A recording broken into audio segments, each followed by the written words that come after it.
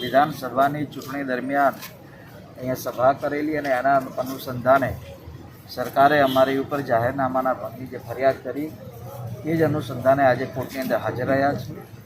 કાયદો અને ન્યાયતંત્ર અમારા માટે સર્વોપરી છે ને એનું અમે માન સન્માન રાખીએ છીએ.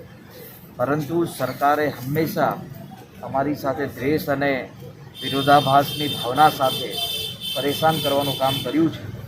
પરંતુ ન્યાયતંત્ર ઉપર ભરોસો રાખીને અમે તમામ પ્રક્રિયા પૂર્ણ કરવાના પ્રયાસ કરીશું. અમને ભરોસો છે કે જ્યાં ખોટું નથી થયું ત્યાં ન્યાય મળશે અને આવનારા દિવસમાં સરકારની તમામ તાનાશાહીઓ સામે, સરકારની તમામ ખોટી અને ગેરનીતિઓ સામે અમારી લડાઈ ચાલુ રહેશે.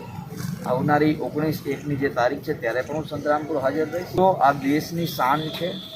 ખેડૂતોની સમસ્યા સમજવી અને એ સમસ્યાનું નિરાકરણ લાવવું એ સરકારની ફરજ હોય છે. પરંતુ સરકાર અહમ અને રાવણ નીતિથી જનતાને અને ખેડૂતોને પરેશાન કરી રહી છે.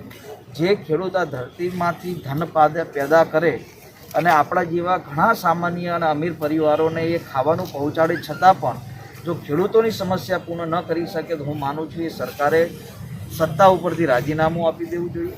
છેલ્લા 20 દિવસથી કડકડતી ઠંડીમાં પણ ખેડૂતો દિલ્હીની બોર્ડર ઉપર પોતાની માગણીઓ કરી રહ્યા છે. એવા સંજોગોએ સરકારે પોતાની જવાબદારી નિભાવવી જોઈએ.